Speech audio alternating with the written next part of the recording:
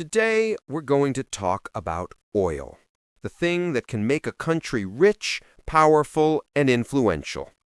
Oil is one of the most important raw materials in the global economy. It's the main source of energy for most industries and transportation systems. A small shift in oil prices can shake the entire global economy, affecting everything from GDP growth to inflation and even unemployment rates. In this video, I'll try to explain, in the simplest way possible, how oil influences the global economy. Hopefully, by the end, you'll remember something useful. First, let's look at a bit of history. Before oil held the position it has today, coal and steam engines dominated the world of energy. That combo powered the first two industrial revolutions. But the only thing that never becomes outdated is being outdated. Steam engines were replaced by internal combustion engines and later by diesel engines. And just like that, coal was pushed aside by oil. Oil had once been nothing more than fuel for lamps and some medical uses, and then suddenly it became the hot girl in class that everyone noticed. When the 20th century began, diesel engines became popular. And when the world wars broke out, nations realized something terrifyingly simple. We need oil for tanks. We need oil for battleships. Back then, wars were about endurance. Machine guns, mines, barbed wire, endless, grinding battles. Whoever collapsed first, lost. But then tanks arrived. They crushed trenches, bulldozed everything in their path, and they consumed a massive amount of fuel. A single medium tank could burn 300 to 500 liters of fuel just to move 100 kilometers. Suddenly, the outcome of war depended on who had more oil. During World War II, one of Nazi Germany's strategic goals was to seize the Baku oil fields in the Soviet Union. Hitler said clearly, "Without Baku's oil, we lose." Germany failed to take Baku, and they truly lost the war. War wasn't just about shooting the enemy anymore. It became a battle of logistics, a battle of fuel. And because oil was so crucial to war, the Middle East, once just deserts, camels, and men in white robes, suddenly became the hottest, most dramatic political region on Earth. Once the world realized this, the only thing raining down over the Middle East wasn't sunlight anymore, it was missiles. After World War II, the world split into two camps, the Soviet Union and the United States. After the war, the U.S. was nearly out of oil, while the Soviets had plenty.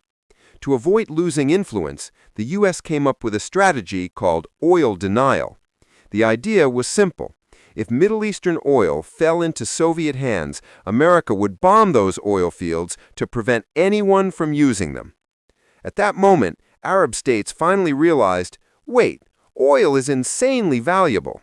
So they decided to play big. In 1960, they formed OPEC, the group that controls global oil supply.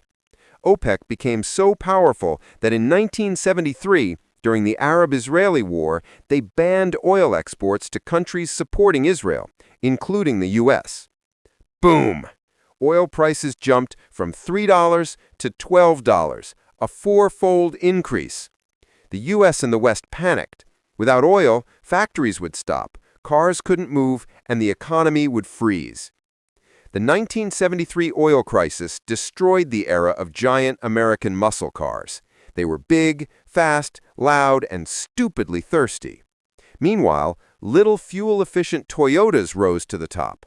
Japan made a fortune, and Toyota went from a local brand to a global giant, a position it still holds today. People realized how dependent humanity was on oil. So the world started researching solar energy, wind energy, nuclear power, and anything that could replace fossil fuels. Back to 1973, the U.S. knew it needed a new strategy. So in 1974, President Nixon struck a deal with Saudi Arabia. You keep selling oil, but you must sell it in U.S. dollars. In return, we'll protect you militarily. And just like that, every country wanting to buy oil had to use U.S. dollars. This gave birth to the term petrodollar. America didn't need to sell oil anymore.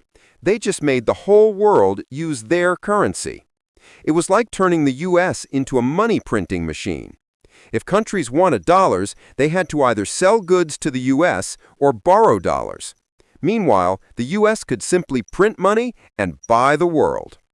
This is the petrodollar system.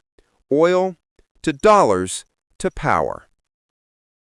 From that point on, the U.S. had a reasonable excuse to get involved in every Middle Eastern conflict, from friendly cooperation to outright war, all under the slogan of stabilizing the region. But the real reason was simple. Oil must keep flowing. From the 1980s onward, the Middle East became the world's political stage. Wherever there was oil, there were foreign powers, especially the U.S., sometimes giving aid, sometimes selling weapons, sometimes sending troops. Then came 1990. Iraq invaded Kuwait. The U.S. jumped in immediately, not because of peace or democracy, but because they were terrified the oil supply would be disrupted. The climax was 2003, when George W. Bush invaded Iraq, claiming Saddam Hussein had weapons of mass destruction, weapons that they never found. But the war gave the U.S. a reason to maintain a long-term military presence in the region. Americans called it the War on Terror, but everyone knew it was a war for oil. Having an oil-based economy can make a country rich, but it can also destroy it. Take Venezuela, for example. It used to be South America's largest oil exporter, but when oil prices crashed in the 2010s, its economy collapsed like Bitcoin after FTX. Hyperinflation, humanitarian crisis, millions fled the country. Why? Because Venezuela entirely relied on oil and didn't develop other industries. When oil prices were high, they spent like billionaires. But when prices fell, everything fell apart. Oil was a throne, but also a trap.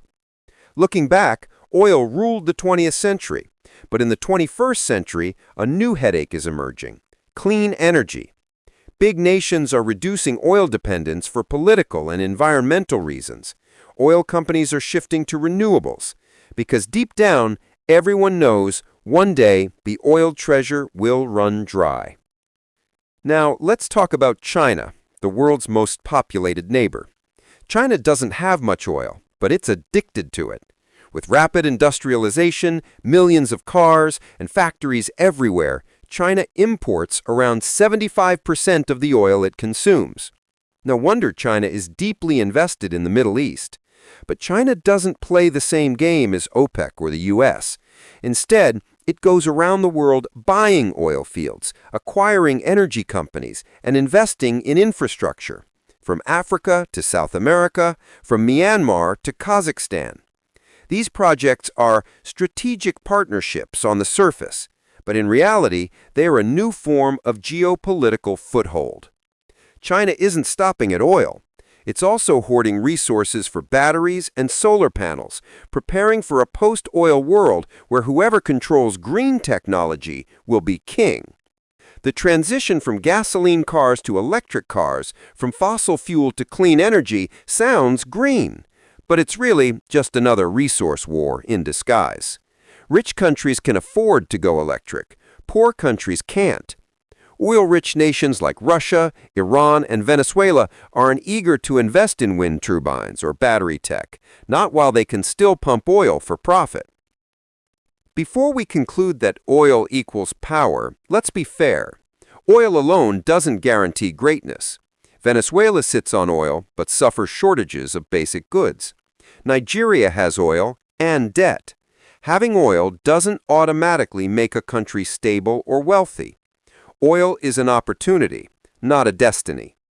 Look at Norway. They found oil in the 1970s. Instead of spending like crazy, they created the Norwegian Sovereign Wealth Fund. Every dollar earned from oil went into that fund, which was invested globally. Today, it's the largest investment fund in the world, owning shares in over 9,000 companies. Even when the oil runs out, Norwegians will be fine. The UAE and Qatar did something similar.